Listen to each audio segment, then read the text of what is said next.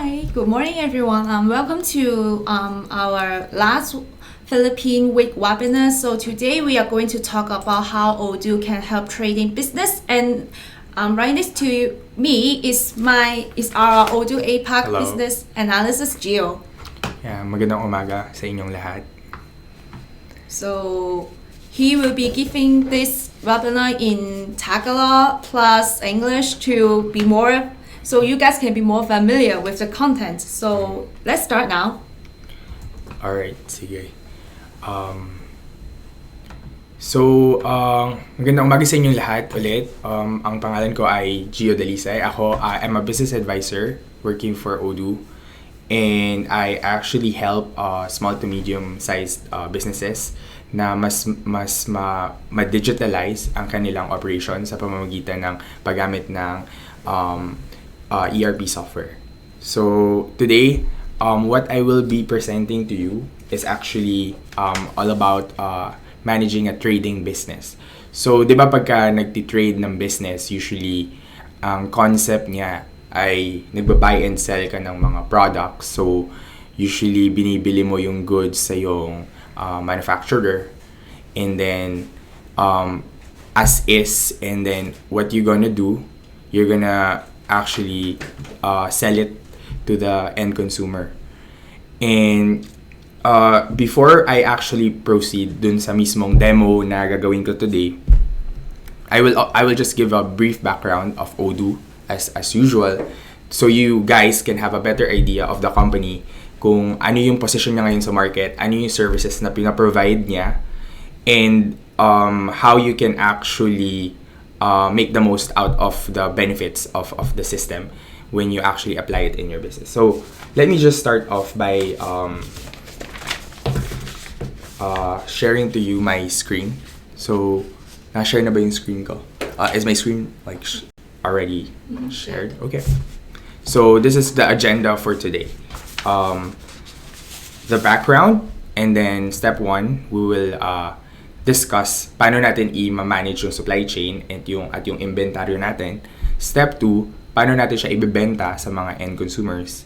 Step 3, how do we manage the warehouse? So logistics operation, may kita nyo kung saan from purchase, from buying the goods from the supplier, going to your warehouse, and then how you manage it to your warehouse so that you can actually deliver it to your customer.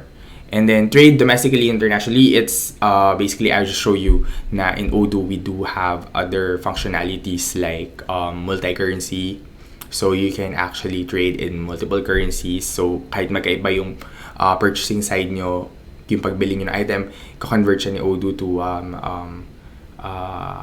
Philippine currency.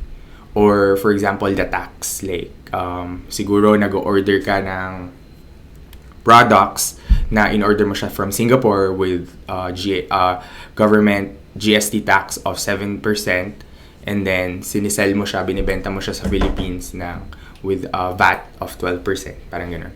And then lastly, I will just discuss the success pack that we offer. It's the implementation service of Odoo that we actually provide to all Odoo online enterprise clients, so we can actually help you successfully set up Odoo in your company. And then last will be the Q&A. Okay, so what is the current situation of Odoo in the market? So as you actually know, Odoo is whole suite of business applications. So iba't ibang module siya depending on which particular module you will actually use with your company. Hiniwa-hiwalay siya ni Odoo to different modules para yung mga SME mas madali silang makapag-focus dun sa talagang kailangan nilang gamitin na module. And then pag dumami na yung kinakailangan nila, kaya simula ang importante lang is inventory. And then pag lumaki yung business, syempre gusto mo ayusin yung bookkeeping mo and yung financial statements, etc. Then you can just add accounting on the go.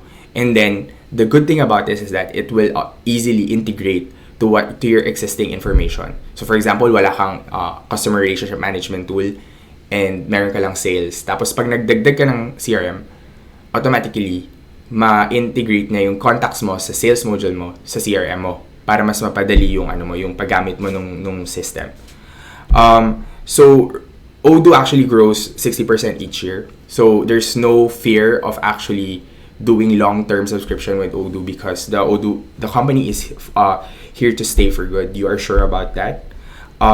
We have a large network of official integrators around the world. So we partner up with different IT solutions companies to help us also implement Odoo locally in different countries. And we're one of the most used ERP worldwide with over 4 million users.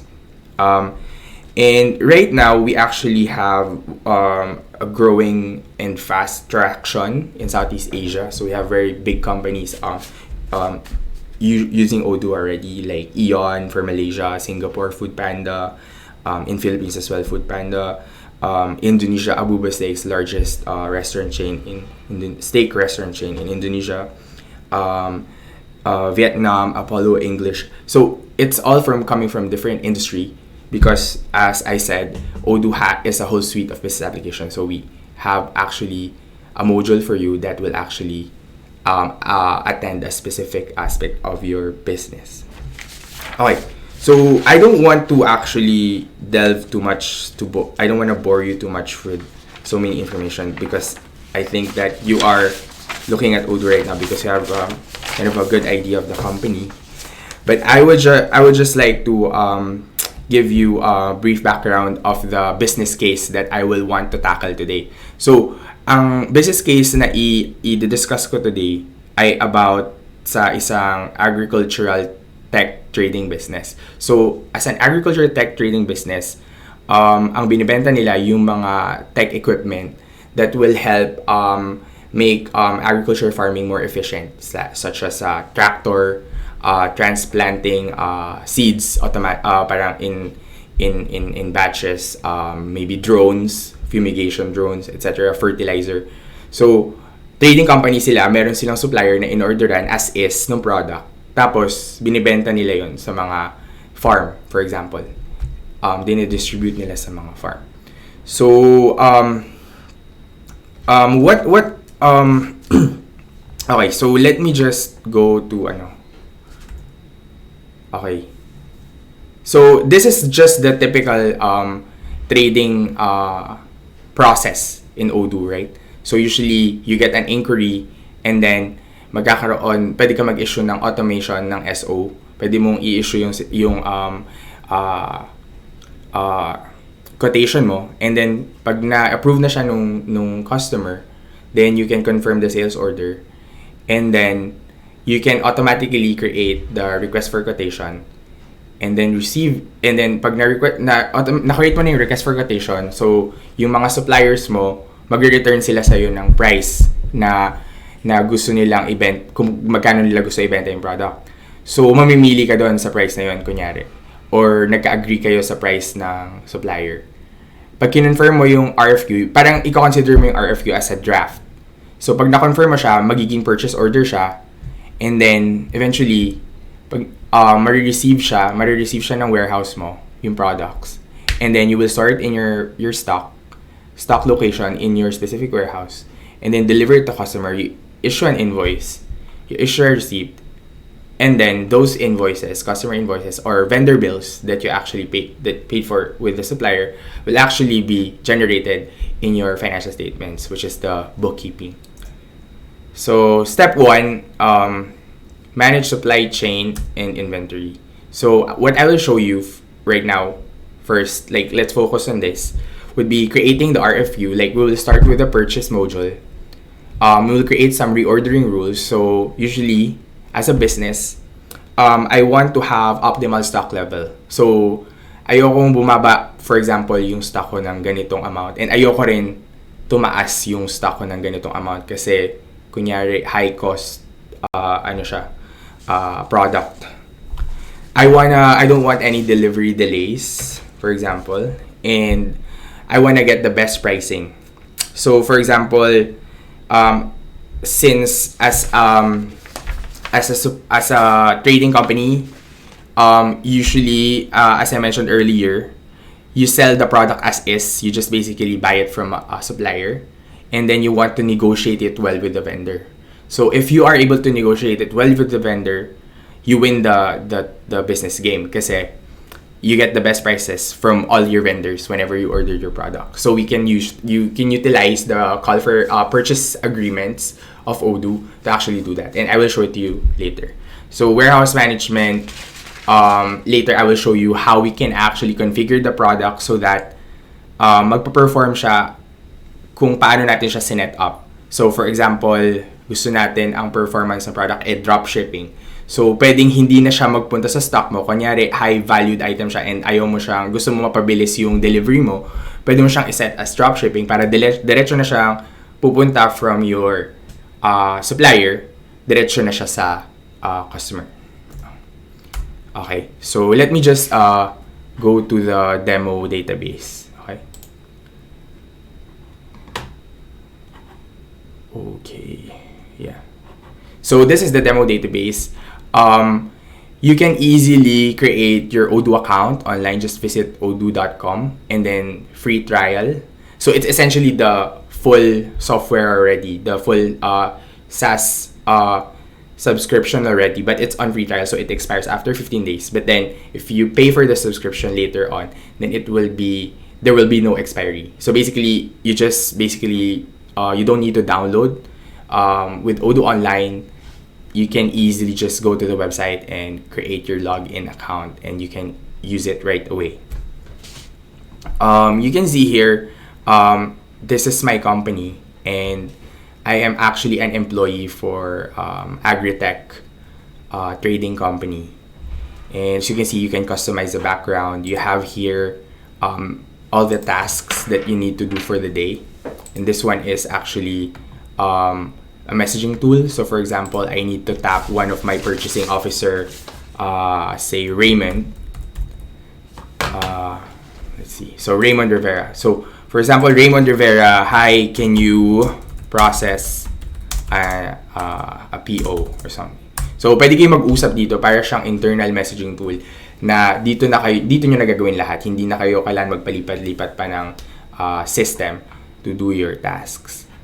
So as I said, I will start off with purchase module. Okay, so you can see here different menus: purchase order, products, reporting, configuration. And as we go along with Odoo, makikita nyo na yung UI niya ay very consistent. It's all the same. You have the menus, you have the sub-menus, and from the sub-menus, you can actually see which functionality you are about to use for a specific task, right? So you have here the request for quotation. This is the area where you actually create your draft quotation. So ito yung hindi nyo pa kino-confirm yung purchase order, nakikipag-negotiate pa kayo with the supplier. So pwede ka mag-create ng request for quotation, and then from here you can actually, for example, you can see here Tesla Agri-Motors, and then you see here the vendor. You can choose the vendor right away. Automatically it populates which country you are doing the business. So it's in Philippine currency. So order date is today and the time. You have the vendor preference, etc. And then, so for this one, I actually want to order a product. This is what will happen, right? So purchase order, this is where actually when you confirm the draft, it will actually move forward to the purchase order. Purchasing agreements is what I mentioned about call for tender. And there are different types of purchase agreements actually. So I will show it to you later. And here are the list of the vendors that you have. So for example, let's just discard this first. Okay, so vendor. So vendor, for example, I created two sample vendors. So Tesla Agri-Motors and Precision Agriculture. So these are the manufacturers of my products, and I usually order all my products from them. And purchasing agreements. So I don't have any purchasing agreements here, but in the configuration setting, you see here the purchasing agreement types. You actually have two default call for tender. and blanket order. So, call for tender, yun yung pwede kang magkaroon ng bidding process. So, yung bidding process na yun, pwede mong mag-create ng different RFQ for a specific number of supplier. And then, you can get the best pricing from those supplier. Depending on how you configure the call for tender, ika-cancel nga lahat ng RFQ mo kung isa lang yung kailangan mong mapili na quotation. Ang blanket order naman, it's ordering just from one supplier, pero you create multiple orders. So for example, in blanket orders of 10, 20, 30, 40, para mas ma-better negotiate mo yung dealing mo with your supplier. So for example, you order it in batches of 10 for this price, and then 20 for this price, etc. So have vendor price list settings. So now we go to products. So in this demo, as an agri company, I told you I'm selling agricultural or equipment that will actually make farming more efficient.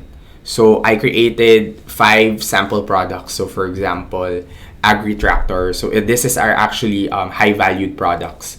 So like for say the tractor is 5 million, automatic seeder 100,000, fumigation drone 50,000, diesel engine 75,000.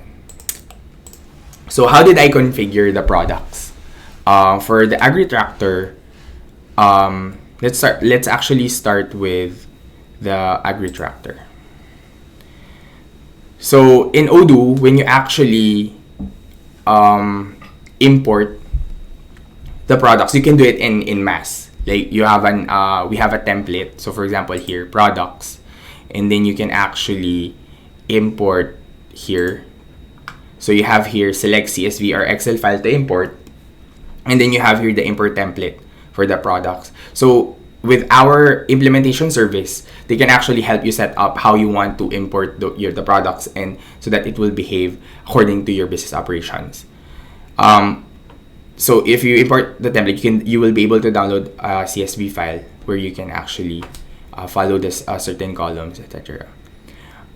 For this one, this type of importation is actually across the board. So for your contacts, this is how you will do it as well. For your vendors, for example, this is how you will do it as well. So you have your agri tractor, right? So the agri tractor, when you click on it, you see here the product, the photo, the product, so how it will be performing in the system. Pwede mo siyang ibenta, pwede mo siyang bilhin. So you have ito yung parang background information ng product. So makikita mo dito how many you have on hand, how many forecasted. So lahat 0 kasi wala pa tayong ginagawa sa inventory natin. Dito makikita mo sa general information kung paano mo siya sinet up. So by default, most products kasi storable. Diba? So, pag gumawa ka ng product, automatically, storable siya sa system.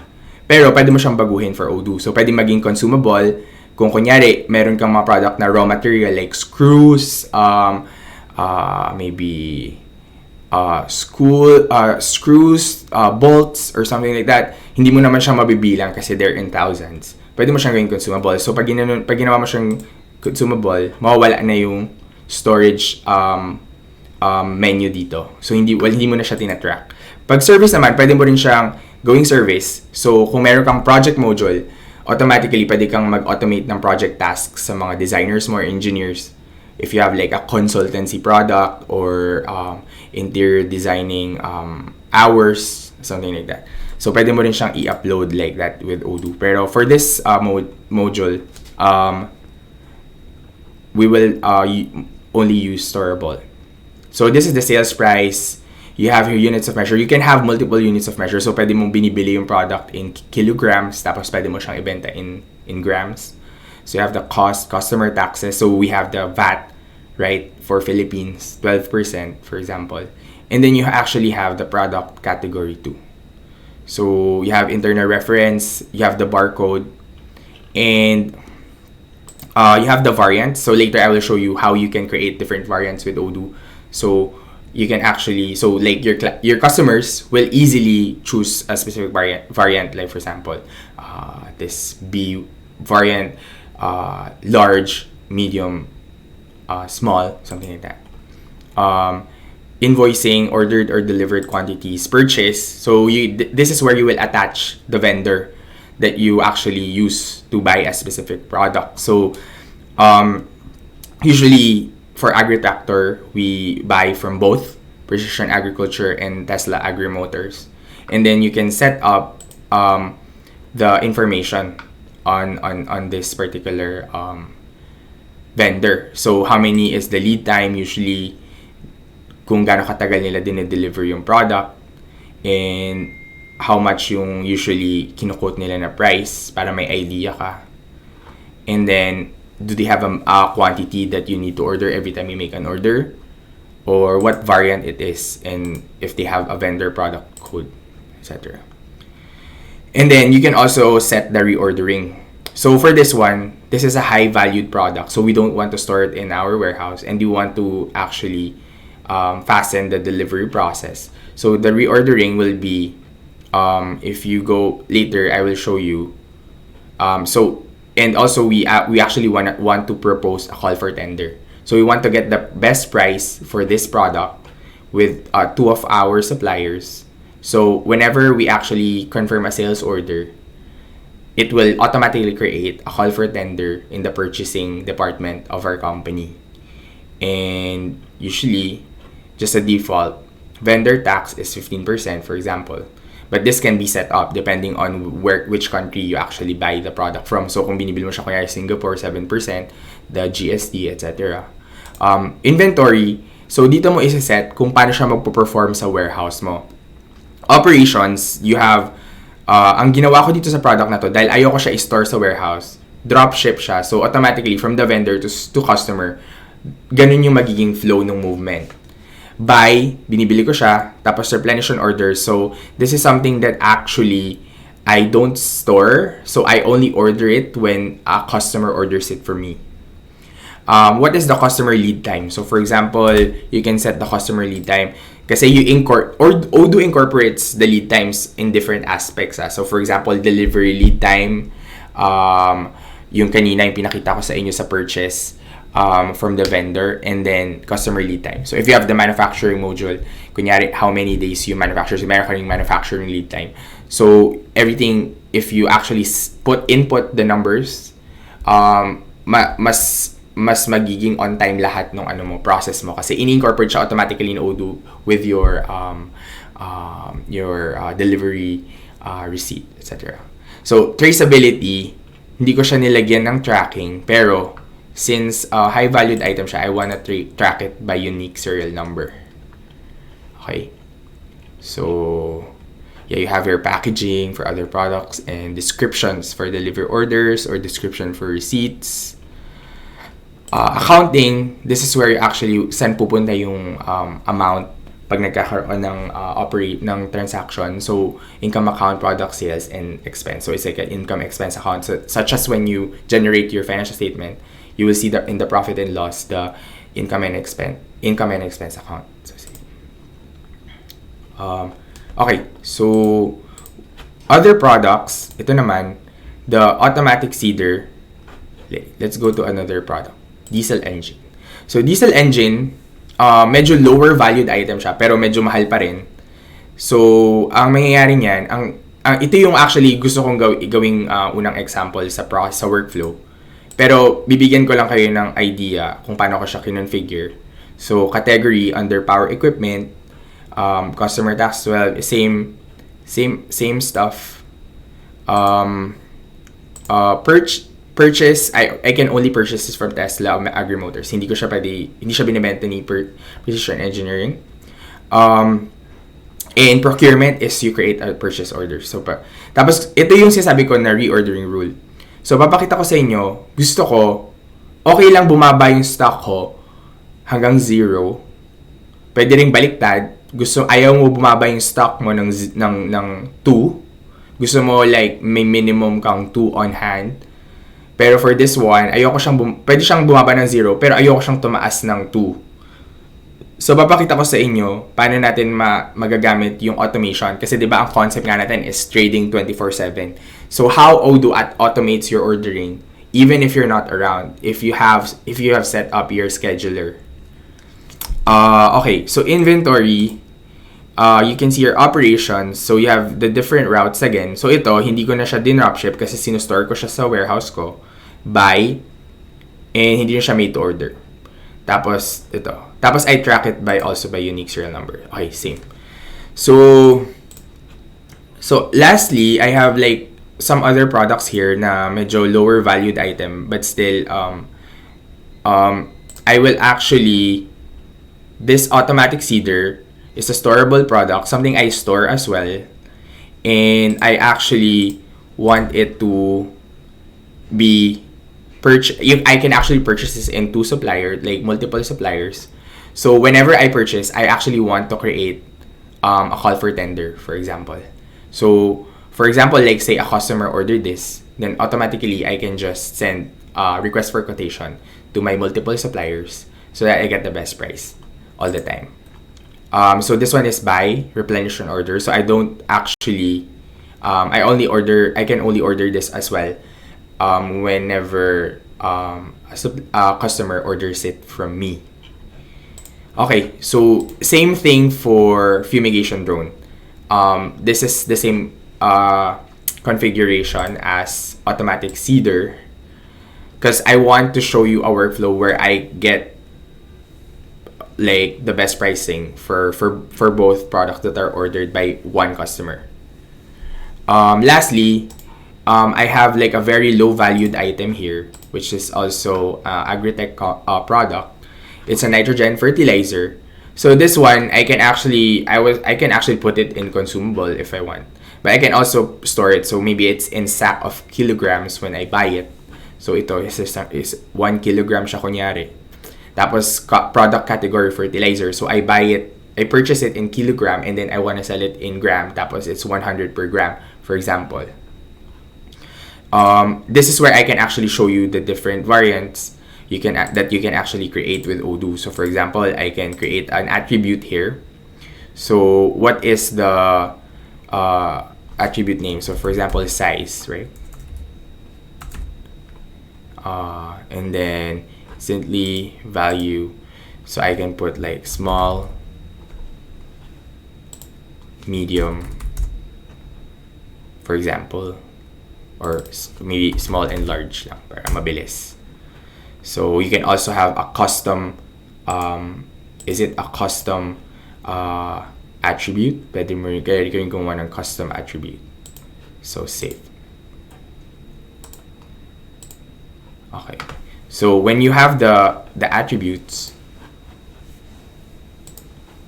okay, so I can put like small here and then medium. So you can easily create attributes here, and Odoo automatically creates like some sort of permutation, like different combinations of those attributes, so that it will all be available in your variant. So when I save, okay, so okay, products. So this is the Kanban view, right? You can actually group it by product category. So you have here, for example, fertilizer, power equipment, tractors, transplanters, and then you can actually easily drag and drop. So for example, fumigation drone can be a power equipment. I can actually move it here, and automatically it will look like this because you have the price, how many you have on hand, etc. Or if you're more comfortable with looking at it in like Excel format, then actually you can just click on the list view, and then you have here the products, and then you have here the columns like sales price, cost. You have here more information on list view. You can even add more like product category, product type, barcodes, etc. And the good thing about this is you can create a favorite search. So for example, this is the way you like to see your product list all the time. Para hindi mo na siya ulit-ulitin, I will just say like product view for Geo. or something. This is what I want. Or I can use it by myself, or I can share it with all the other users in the company. So every time I look at it, I will just go to my favorites in product view for Geo. Or if I want to look at it I want to look into my product list like this all the time, I can actually create a favorite as well.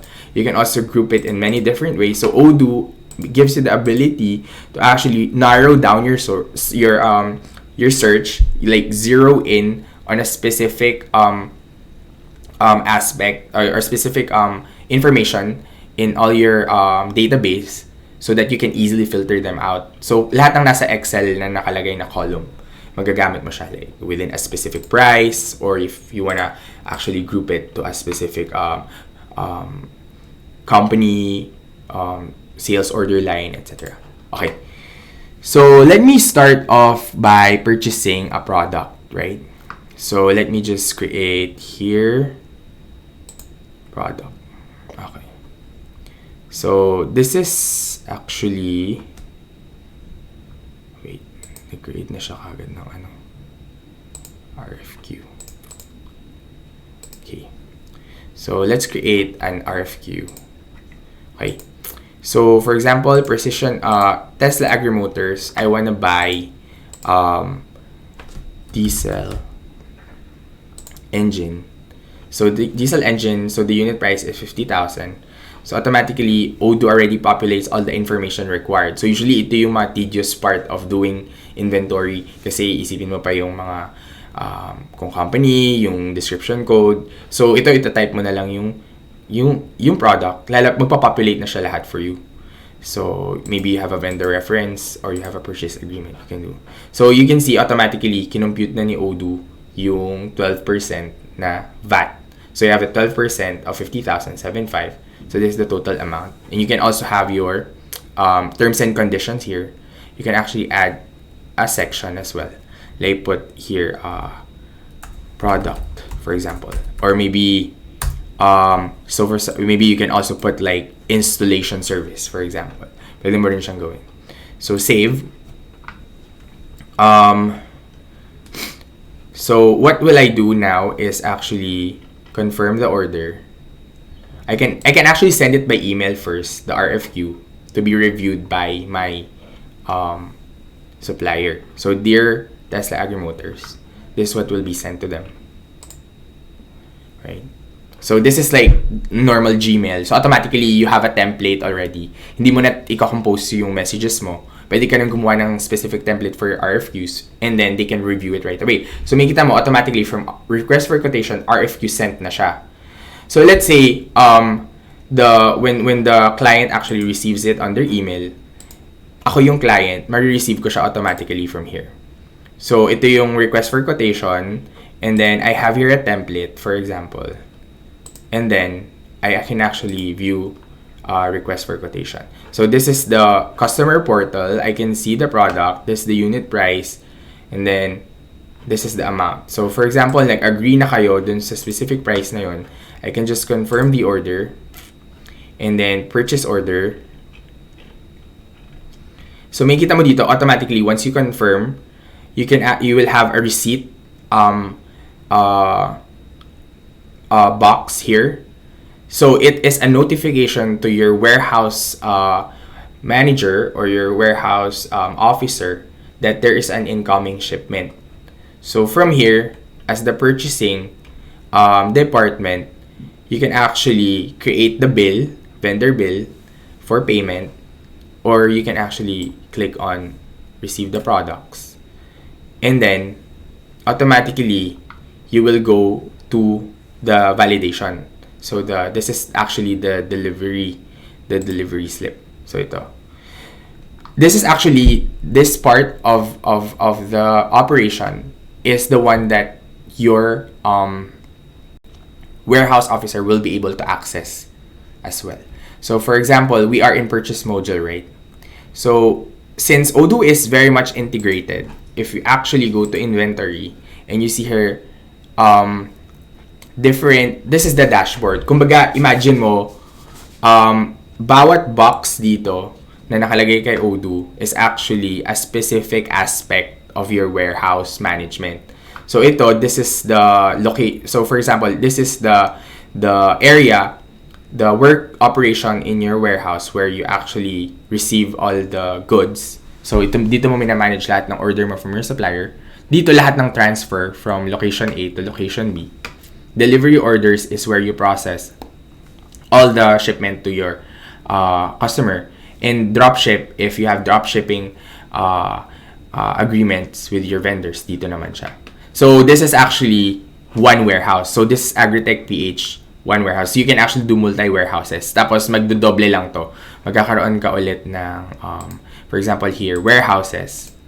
And then I create another warehouse, for example, warehouse 2. Tapos pwede kong iayusin ano yung mga shipment, kung gaano karami yung steps na gusto ko. Kunyari gusto ko dagdagan ng quality control or meron akong input location, ibababa muna siya ng truck bago siya pumasok sa stock room.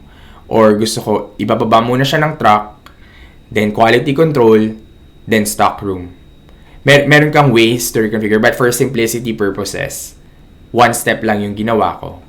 So, lagay lang natin warehouse 2, save. Pag ginawa ko siyang 2 warehouses, automatically, Odoo creates 2 warehouses. So, if I go to my overview, so kumbaga I have a clear overview of the whole warehouse that I'm managing, I actually have 2 warehouse now. So, Agritech PH Warehouse 2. Kanina, mag-receive tayo ng good from our supplier, Tesla Motors. I will process one receipt as the warehouse officer. May kita ko dito from the vendor, kailangan may papasok sa stock na from PO, from purchase order 3. So, what I will do now is actually put an serial number for this product. Actually, madali na maglagay ng serial number or lot number with Odoo. Kasi, ang gagawin mo lang, for example, ang start ng serial number mo is 001. For example, 0001.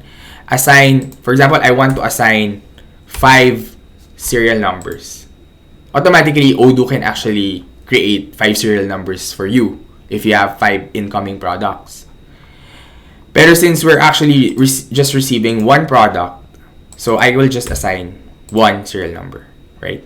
So confirm, and I have a done unit, validate, and then now I get the traceability report.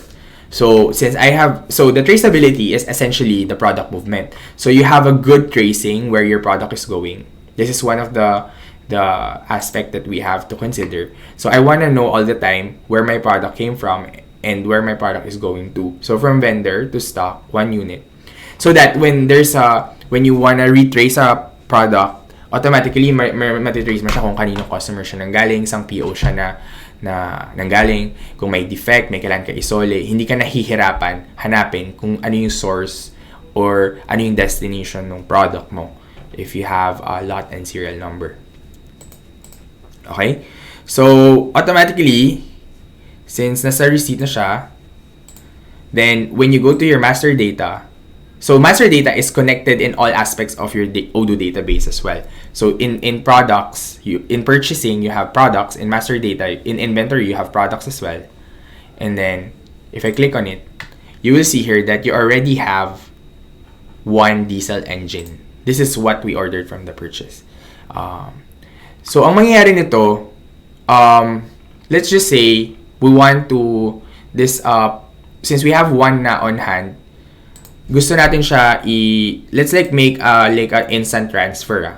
So for example, from delivery order, I want to plan a transfer. So delivery order, I want to plan a transfer. So say delivery address is Dole Farm.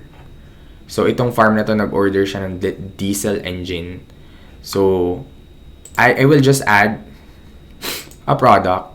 So this will be diesel engine, lot serial number. Ito yung ginawa natin yung product na receive 1. I save it, right? Operations, validate. So pwede ka sa Odoo, pwede ka magkaroon ng SMS confirmation. So aside from email, pwede kang magkaroon ng confirmation email as well. So for example, here, ito yung saan yung ginawa natin kanina. Ito yung Okay. So, confirm.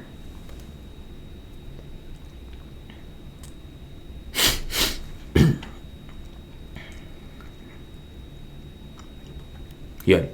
So, now na-deliver na natin yung product. If I go to traceability, product, so from vendor to stock and stock to customer.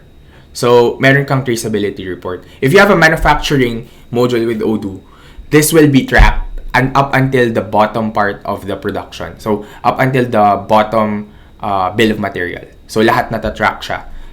Sub-level bill of material, if it's a sub-build, etc.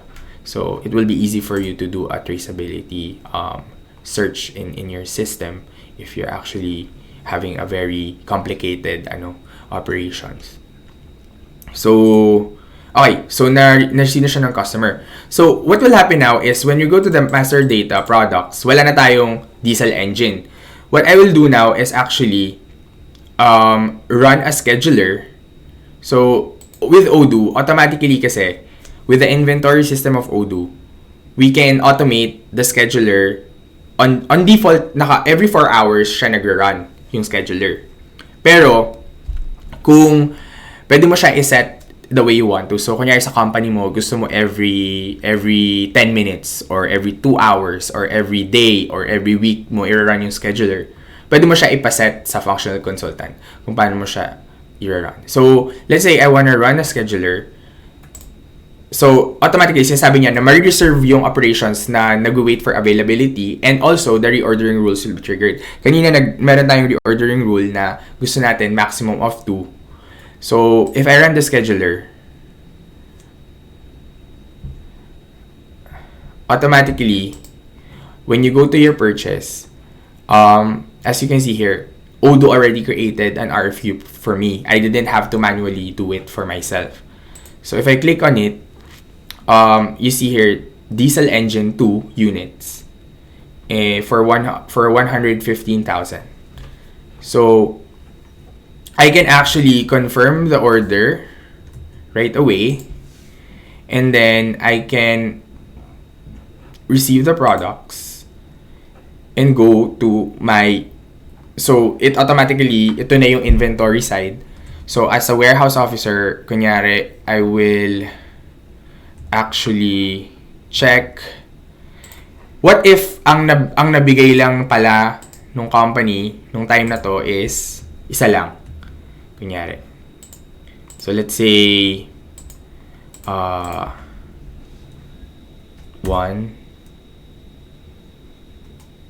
Okay. So, ang binigay niya isa lang. So, kunyari ang binigay niya is 002. Okay. Ang binigay niya is isa lang. Kunyari, dalawa dapat yung in-order mo, pero isa lang yung binigay niya. Tapos, kinonfirm ko to. Diba? Tapos, isi-save ko. If vinalidate ko siya, automatically, Odoo will know if you want to create a back order or not. So, yung initial demand kasi, yung na-process na product, less than the initial demand. So, pwede mong gawin, mag-create ka ng back order sa system. So, automatically, if I create a back order, it will create, I will receive the first product, kasi yun pa lang yung nabibigay ng supplier. But, when I go to the inventory, may kita mo dito, may back order ka na isa. So, meron ka pang kulang from the supplier. So, actually, mape-prevent mo yung mistake. Kasi, kunyari, minsan, nagkaroon ka ng bill of vendor bill na chinarge ka na ng supplier ng dalawa, yung pala, isa pa lang yung binigay. So, automatically sa system, malalaman mo kagad na merong discrepancy, if ever. So, this is the other one. Kailangan kong i-validate. So, let's say, nilagyan ko rin siya ng serial number. Okay. So, assign serial number, confirm, validate, then, I'm done. So, wala na. So, now that I actually have ordered automatically from the reordering rule, if I go to my products, I have diesel engine again, 2 diesel engine. So, let's say, the customer wants to order 2, I can actually just as a salesperson, you have here the sales module. And you have here the different aspects of the sales module. Like company data, pwede mong lagyan ng address. So let's say like Makati, Makati City, etc. Currency, save, apply. Quotation layout is actually where you can customize how you want Odoo to look like. So this is just one basic customization of your quotation. There's actually something that you can change. So for example, this is my logo as a company, Agritech. Automatically, kinukuha niya yung color ng logo ng ng company. Tapos, meron ka ditong background. Like, for example, I want my background to be like this. And I want my font to be, let's say, Roboto. Tagline, feeding changing planet.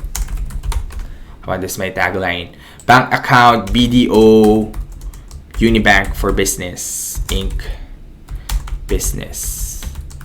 Account number, for example, para masisend mo siya, account number 890111111, for example. So, ito yung format. So, automatically, pag na-save mo siya, pag nag-send ka ng quotation mo, both in your PO and also your SO, meron kang magandang quotation layout. Pwede mo pa siya dagdagan based on Odoo Studio Report. Kunyari, gusto mo lagyan ng picture, yung mamaya papakita ko sa inyo paano siya gawin. Payment method, you can set the payment method here.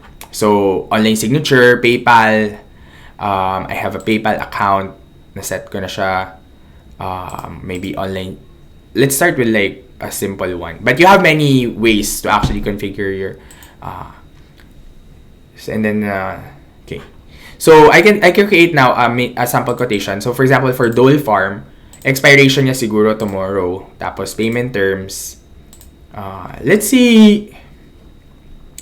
Okay, so price list, i-discuss ko siya in very fast way. Kasi we can actually have a sales module in the future that will focus on all the aspects of sales para mas detailed siya. Kasi ang focus ko ngayon is purchasing and inventory.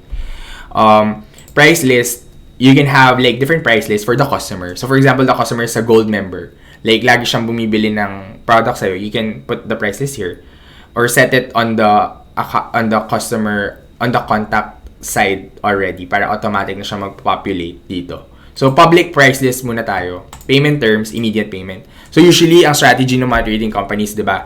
Ang gusto nila mangyari, nini-negotiate nila yung payment terms in such a way na supplier, matagal yung payment terms. Tapos, pagka-customer, mabilis yung payment terms para meron silang, kumbaga, higher liquidity and from a cash flow standpoint, mas healthy yung financial nila. So, ganun yung ginagawa ng mga ibang company. So, actually, Odoo, it's easy to do that. You can actually set a good payment terms with your supplier and then input it with Odoo and then negotiate a good payment terms as well with your customer. Like, gusto mo immediate payment, then input it with Odoo as well. So, in here, like product, I want the diesel engine. I want to.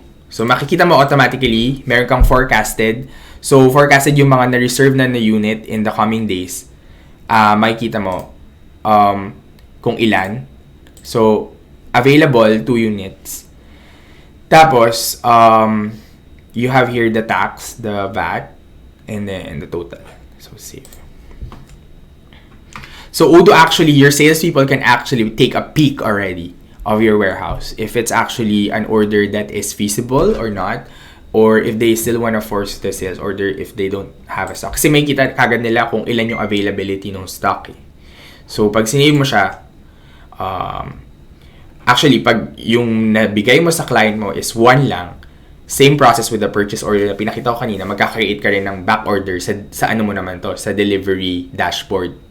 So, ganun din siya. Ganun lang siya. Like, sa simula, siguro malilito ka, pero yung pagkaano niya, yung pagkaayos niya is very consistent. The UI is actually consistent. So, hindi ka naman malilito kapag naglilipat ka na ng module. So, let's say confirm natin. So, automatically, delivery, I go to the delivery. Ito yung nasa inventory mo. Kasi, as I said, Odoo is integrated. You have here the two stock, serial number. 2, 3. Kasi, by the way, yung pag-deliver pala ng item, pwede mo ring iset kung paano mo siya gusto mangyari. Merong tinatawag na FIFO, first in, first out. May tinatawag na LIFO, last in, first out. Hindi siya masyadong common. Kaya ang ginagawa ni Odoo is naka-configure siya as FIFO. So, automatically, kinukuha niya yung first serial number, diba? Yung unang pumasok na product, yun din yung ilalabas niya kagad. So, ano yung unang pumasok, yun din yung ilalabas niya kagad.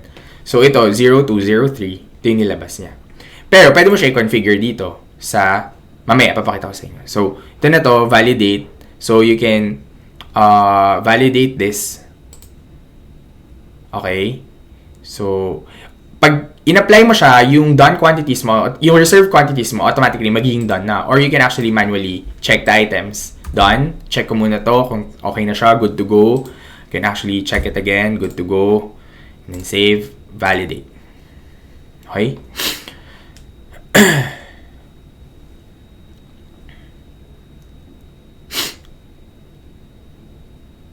Okay. Traceability went from stock to customer. This item went from stock to customer as well. So, I want to show you, like, for example, if we're in inventory, yung pinapakita ko kanina, kaya yung pagkuha ni Odoo ng item is by first in, first out. Pwede mo siya iset dito sa location. So, I have here two internal location, warehouse 1, warehouse 2. So, nasa warehouse 1 tayo nag-operate. If I edit this, you have the removal strategy. So, last in, first out, first in, first out. So, pag last in, first out, kukunin niya yung pinaka-latest na pumasok. So, 003 to 002. Ganun.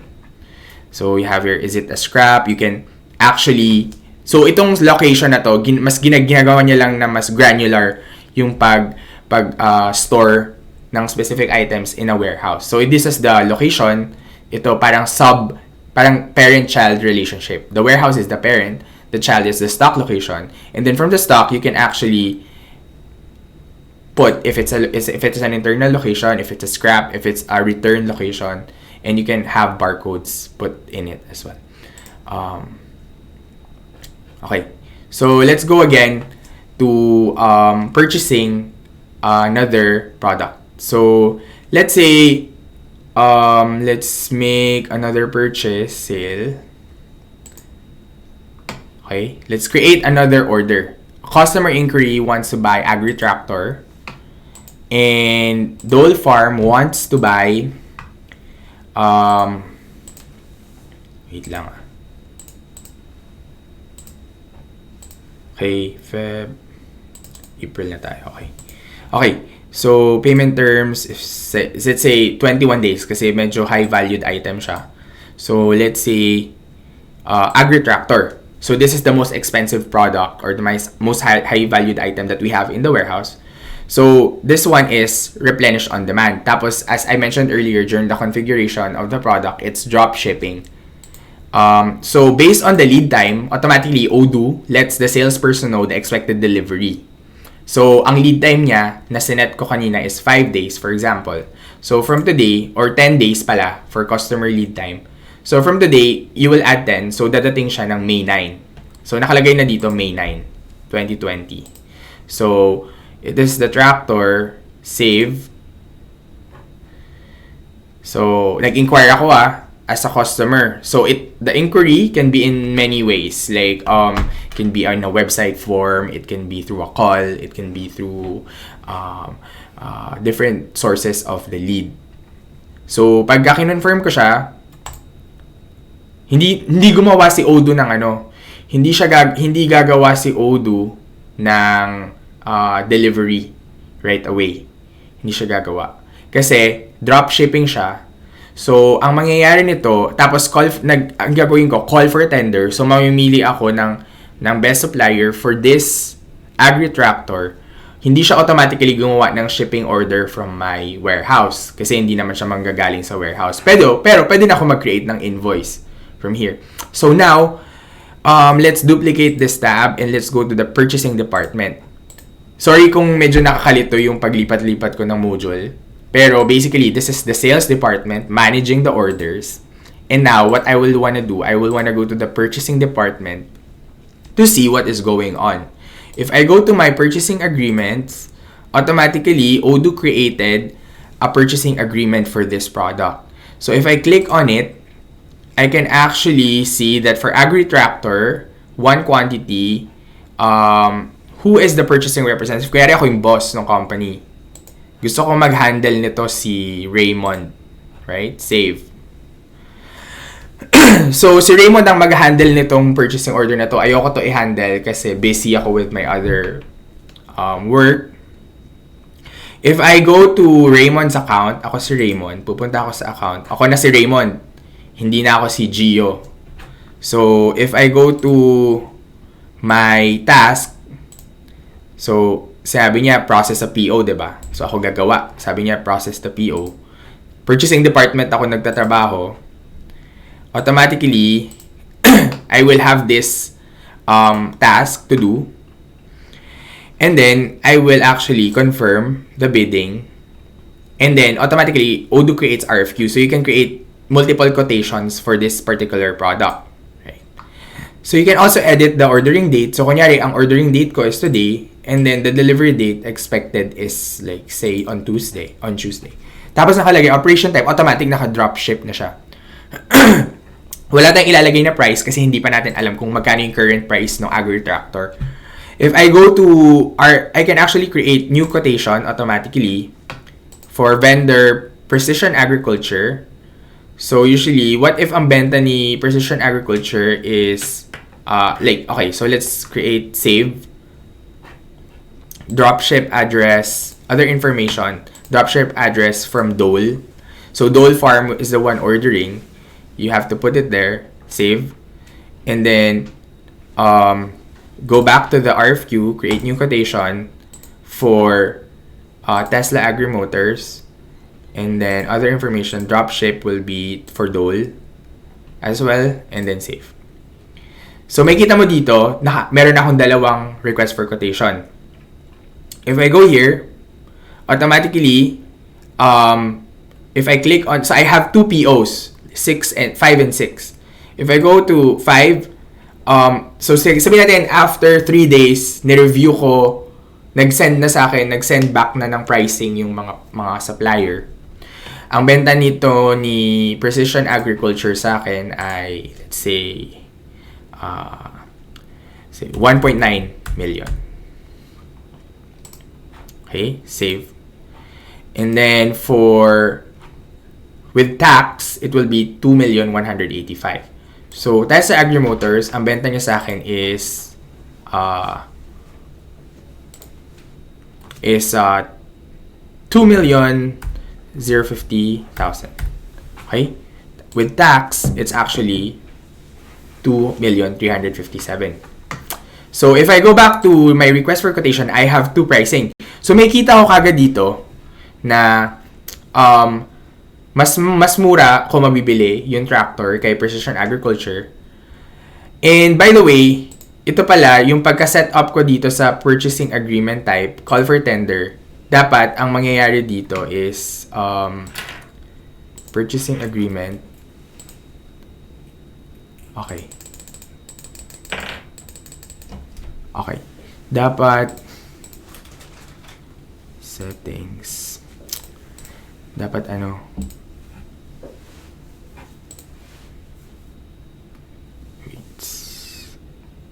okay. Call for tender. Dapat pala, pwede mo kasi siyang iset dito kung wait lang. Let me go back. Dapat, hindi ko pala siya sinet ng dapat exclusive. Kasi pag sinet ko as the boss, purchasing agreement type, call for tender, pwede ko siyang i-edit. Gusto kong gawin sa call for tender ko, select only one. So, only the best price. So, parang mangyayari niyan, pag ginawa mo siyang exclusive, maka-cancel lahat ng iba mong RFQ. So, pag sinave ko siyang ganyan, isa lang yung mapipili ni Odoo na best price. Kasi pag ginawa mong multiple RFQ, hindi niya i-cancel lahat ng RFQ. So basically, yun yung mga instances na nag-order ka ng maraming products and then ayaw mo i-cancel lahat kasi you wanna get the best price of each product for 2 different suppliers, for example. But okay, let's go back to Raymond. Hindi niya kasi pwede to i-edit. Let's go back to Raymond. So Raymond has the purchasing. Okay. So from here, this is the RFQ that I have, right? Purchasing agreement. Okay, so nakita ko dito na ito yung pinakamura. So ito yung bibilhin ko. Ang gagawin ko dito, i-confirm ko yung order. Okay. Wait. Okay, so ito. Confirm order. Have to cancel right ever before the Okay. Well, kasi nagawa natin yung RFQ before natin iset yung setting kanina to just exclusive. Kaya ang ginawa ni Odoo, gusto niya kailangan i-cancel mo yung isa. So, okay. So, i-cancel muna natin to. Okay. Tapos, ito, we can actually confirm this one. Or validate every RFQ before closing the purchase requisition. Okay, how do we do this? Okay, confirm order. Okay, let's see. Purchase. Customer quotation.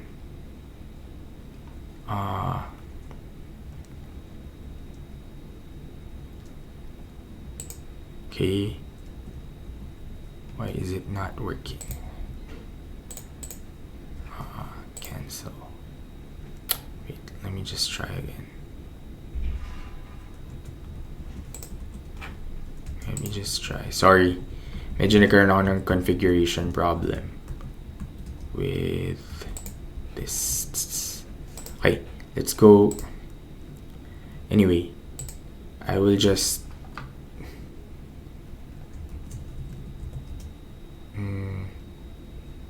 cancel this first. Okay, I will create a new quotation for Dole.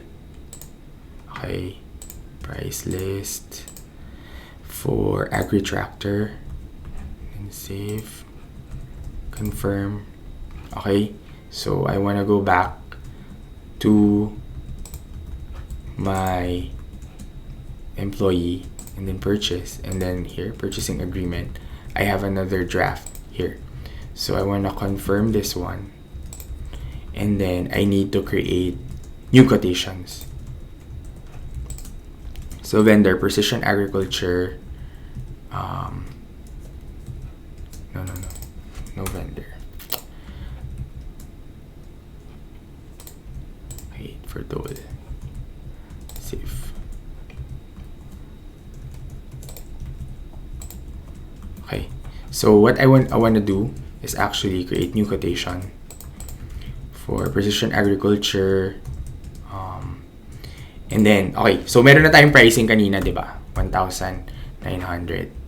And then other information, shipping address, kasi naka-dropship siya to Dole Farm. Save. And then we go back here.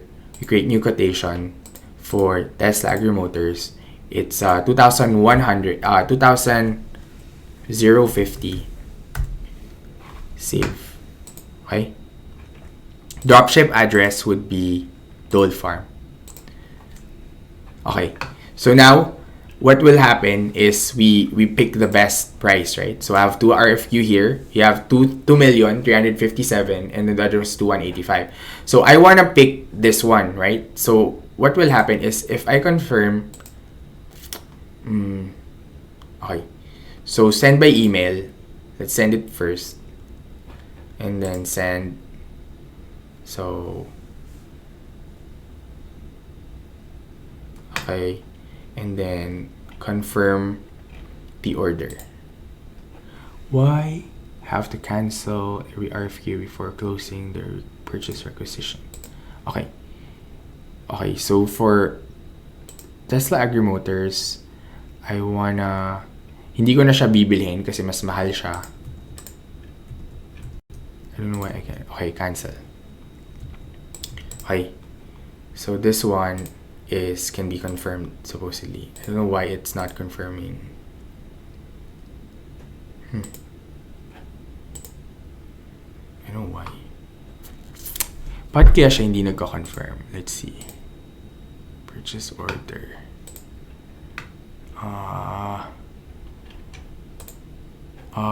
Okay. Wala naman na tayong confirm. What happened? Sorry, I think I made a configuration problem. But basically, since ang mangyayari dapat dito, okay, let me try to confirm this on my side.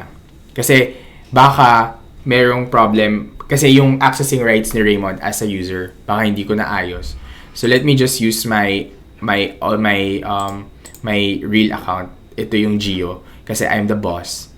So I will actually go to purchase and then see doon yung request for quotations, purchasing agreement.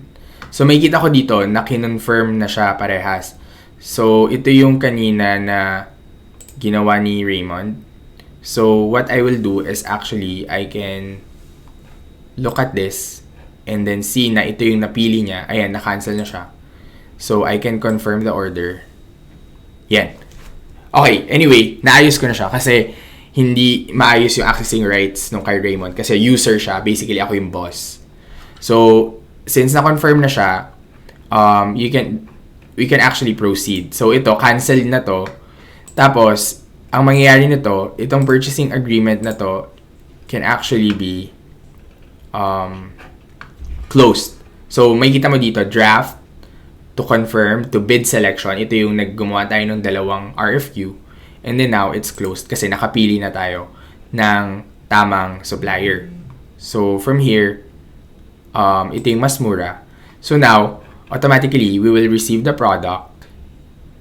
And then, automatically, there will be a receipt. So, ang mangyayari nito, from partner location, customer, i-validate natin siya. So, let's put edit and then serial number. Okay. Nangyari, ito yung serial number niya. Save. Okay, validate. And then now here. So, pagka makikita mo dito, yung pag na-inform ka na ng supplier na na-deliver na siya doon sa customer, pwede mo na siya i-validate dito. So, makikita mo dito, yung ano niya, yung traceability report niya is from the vendor to the customer. So, hindi siya nanggaling sa stock. So, ang nangyari niyan is nalipat siya from vendor to customer. Okay? So, lastly, like, since I think we're running out of time, gusto ko ipakita na, for example, let's create another call for tender.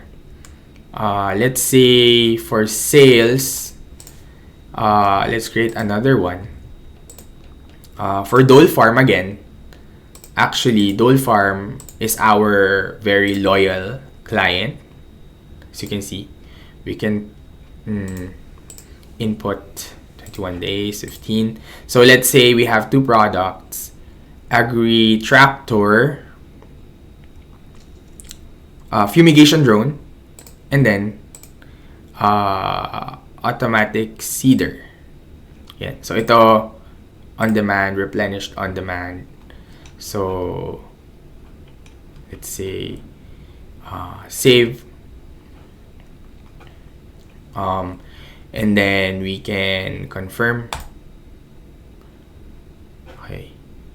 So automatically Odoo creates. So this is the sales department. May delivery note na dito. Pero hindi pa siya. Pag pumunta ka sa delivery, it says here to your warehouse officer na it's waiting another operation. Hindi mo siya ma-reserve kasi wala ka pa sa stock. So if you go to your purchase, you can actually see that you have actually created another PO 10 and 9 for this product, right? So automatic seeder and Tesla Agri Motors, for example, kasi ito yung mas mura. Pinili niya yung top supplier. So what I will do, what if I want to do a bidding again? Like for example, I want to do a purchase agreement. I create it here. Call for tender, and then okay, ordering date sa tomorrow, delivery will be on 8. So for example here, automatic seeder, and then fumigation drone, save. So this one I did it manually, pero you can actually automate it if you want, like in such a way now once you confirm a sales order, you actually create your own call for tender right away. So for example here, I can confirm. So once it's confirmed, you have here the stage confirmed again, and then I can create the RFQs. So for example, let's say the usual price of automatic seeder is wait lang. So let's say for this one, nag-save tayo, nag-create muna tayo ng ano. For this one is for precision agriculture. Save. And then I can go back to my call for tender. I can create a new quotation, and then it will be for Tesla Agri-Motors. Save. So I have two. I have two RFQs again. So let's wait 3 days, for example, and then nag-return back sila ng prices. If I go back, so for example, ito yung sinasabi ko sa inyo kanina na paano tayo laging mananalo sa business game in such a way na every time na nag-order tayo ng product, dapat makuha natin yung best price for both suppliers kahit na parehas sila ng binibentang products. So for example, here sa Tesla Agri-Motors, sabihin natin automatic seeder is actually 70,000 for them. For fumigation drone, it's 30,000. Diba? Ay, mali. Quantity pala to, sorry. 70,000. And then this one is 30,000. Okay, save.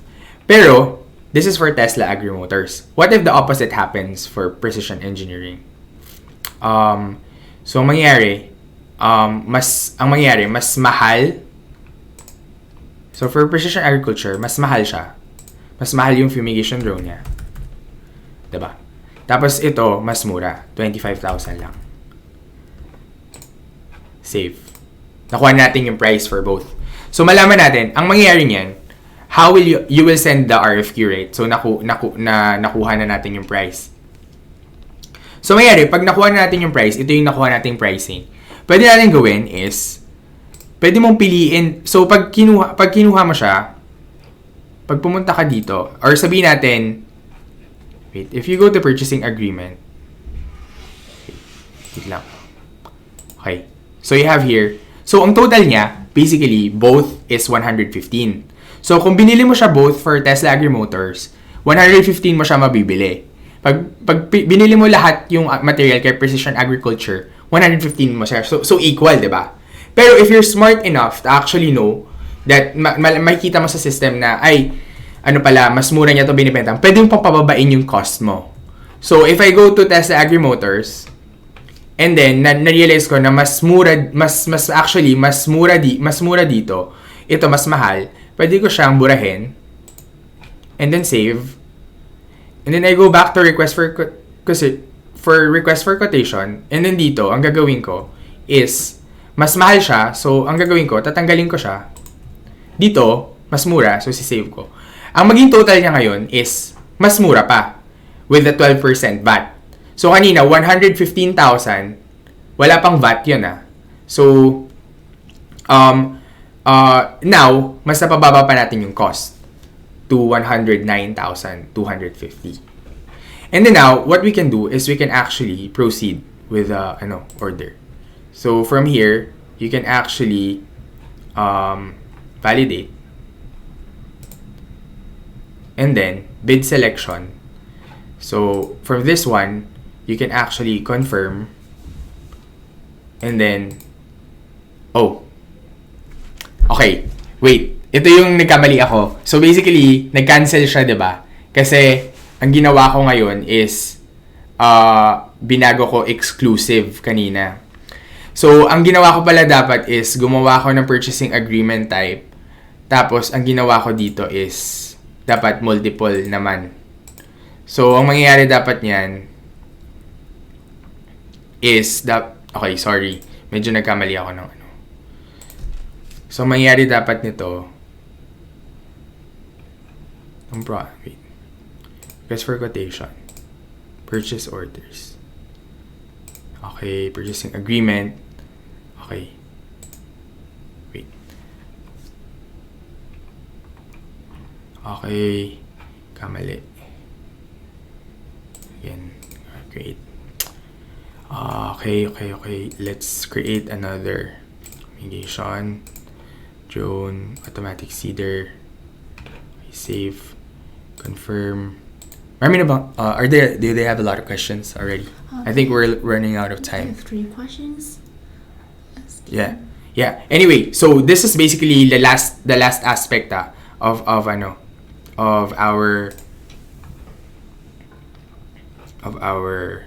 price. So 75. So this one is 25.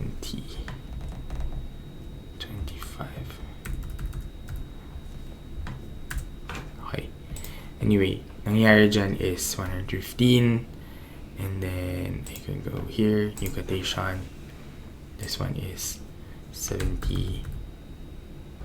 And then this one is 20,000 is 20. 25. Okay. Pender, Tesla. Anyway, save. So, sorry, baka medyo nalilito na kayo. Pero basically, ang nangyari dito is, dalawang RFU ko, ito, dapat 75, tapos 25 siya. 75, 25. Tapos yung isa, 70 and 30. Ito, 70 and 30. Tapos, ang dapat pipiliin, so dapat mag-equal sila, pero ang pipiliin natin yung pinakamura dapat. So, dito, pinili natin is the 70. Tapos dito, ang pinili natin is the 25. Diba? So, pag sinave mo siya, mas makakasave ka for different quotations. So, ang mangyari nun, 109,000. So, nakatipid ka ng almost 15,000 from it, including the tax. And then, once you actually confirm it, you can confirm the order. Right? And then for here, hindi na siya nag-cancel. Kasi kanina nakalimutan ko i-baguhin yung configuration ng purchasing agreement. Dapat, meron kang option to do exclusive. Yun yung sa tractor dapat. Dapat exclusive. Isa lang yung pipiliin mo kasi nga, you're getting the best price. Ito naman, you're getting the best price for both orders. So from here, precision agriculture, I will confirm order. So dalawa yung magiging PO niya. So may kita mo dito, isa lang yung purchasing agreement niya, pero dalawa yung PO. So, pwede mo siya i-confirm here. Receive the products. Validate. Okay. Supply serial number. Okay. Let's say at the line 111. Okay, 1. Let's confirm. This is serial number. Validate. And then request for quotation. See products. Validate. Okay. And then 222. Okay. Oh. Wait lang. Validate.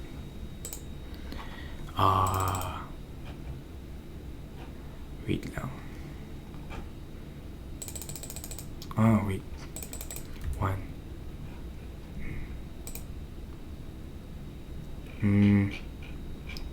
This card I created. No. Edits. Okay. Validate. Add a line.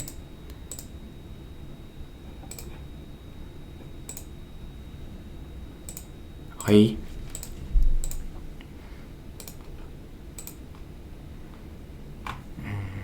Automatic seeder. Wait lang. Okay. The line, automatic seeder. Save. Okay.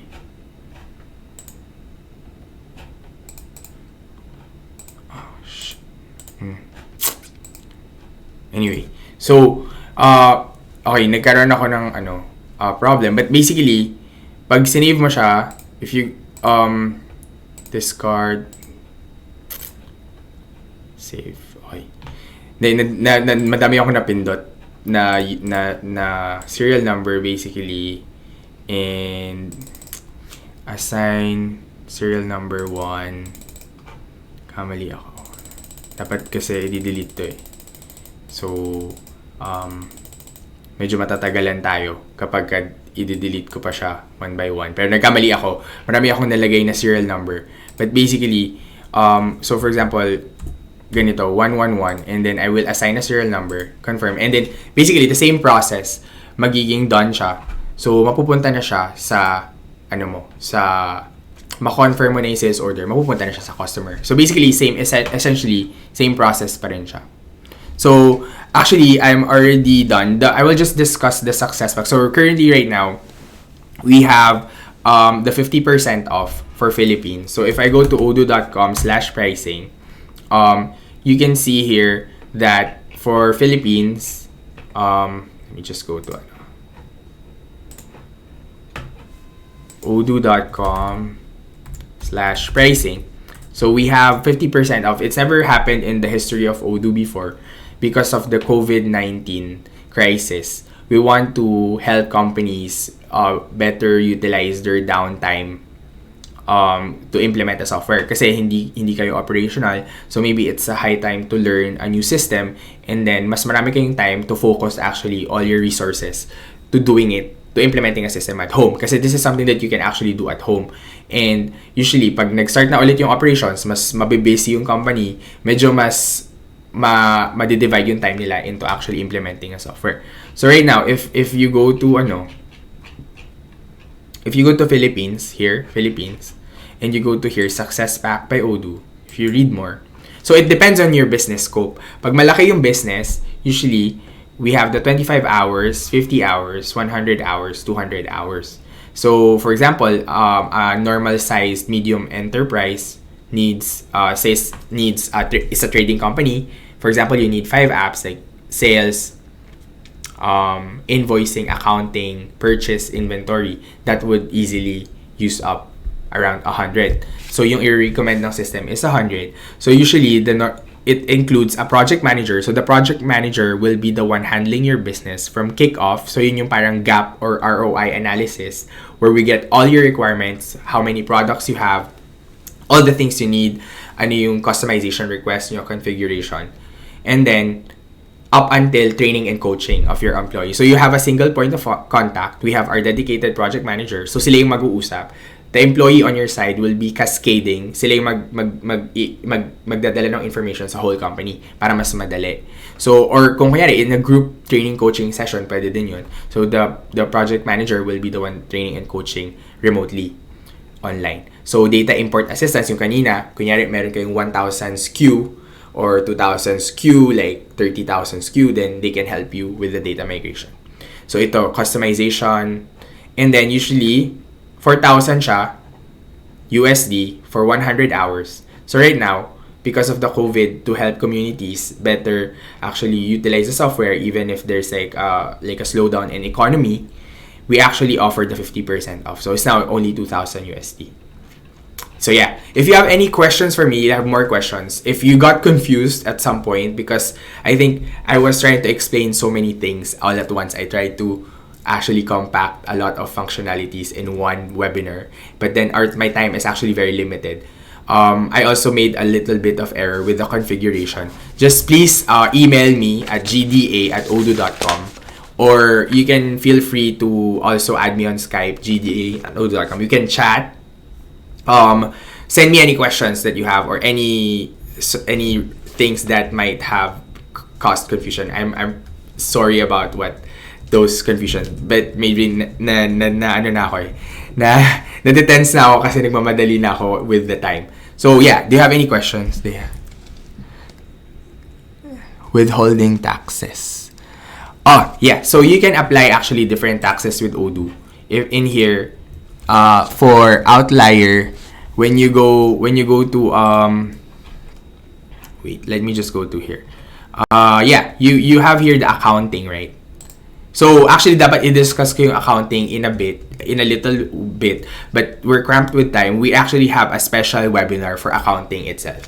We have existing webinars right now for accounting, but we will have future accounting webinars that will specialize on all the accounting concepts. So from here, you can actually see taxes here. This is where I created the tax. So I created tax 12%, tax 15%, tax, GST, VAT. So if if I want to trade domestically and globally, I can actually have different taxes that I can apply. So you can actually create your own taxes here and then just put active or not active. What else? Does the inventory module have capability of setting up specific FIFO rules per customer? Okay. Per customer. Okay, so as based on my knowledge of Odoo, it's actually done per location. The FIFO rules. But I can how can I get back to you? I can actually try to see if I think we can create customization wherein we can add Odoo Studio from here. Like for example, customers here, for example, or okay, if I have the CRM and I have the customer, let's see, customer, and I can add studio. Wait, close. And then I can actually, yeah, but I would want, like, email me, okay, Leonard Alcantara, email me, and then we can see, I want to know what your purpose is for having a FIFO for a specific customer, and then I can give you more answers. This is Odoo version. Yeah, this is Odoo version 13. Quotation layout is by default on version 3 or should be configured and set on Odoo. So there's a quotation layout as I have shown. You can see here quotations, and there's a quotation layout here that I have like created on the fly. So this is my product logo. I have colors. I have the Pero this is something that you can customize further. This is actually just a very rudimentary quotation. Pero pwede mo pa siyang ayusin. In some ERP, okay, sabi ni Maria Carla de Ocampo, can you do canvas of several items to various vendor? Let us say you have 4 items to purchase and vendor both have it. Yeah, that's what I showed you earlier. I actually showed you the purchasing agreement and 1 RFQ request. Would it be per item inquired or will be based on total amount of quote by vendor? So actually, I showed you earlier na we can actually create an RFQ even if the supplier is actually have like both vendor A and vendor B, for example, both have it. Yun yung pinakita ko kanina. Medyo siguro baka nalito ka. Pero basically, you can do that. So you can, it will actually be bucketed under one purchasing agreement. And then you can actually pick the product that is cheapest amongst the two vendor A and vendor B. So that when you confirm the PO, you will be creating 2 PO, but you can create batch payments. So, hindi. Batch payments lang pala, mangyayari siya kapag yung supplier is similar. So, you can actually merge different POs for one specific supplier.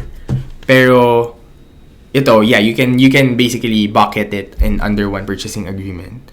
Yeah. Email me if you have any more questions. Yeah, we have what we call purchase conversion to purchase. Yeah. Yeah. No. So purchase request is actually the RFQ, the request for quotation. That is the equivalent of purchase request in your ERP system. Sabi ni Perry, wink wink. For conversion to purchase order. So the PR is actually the draft. Yun yung parang nag-agree pa lang kayo, negotiation stage with the supplier.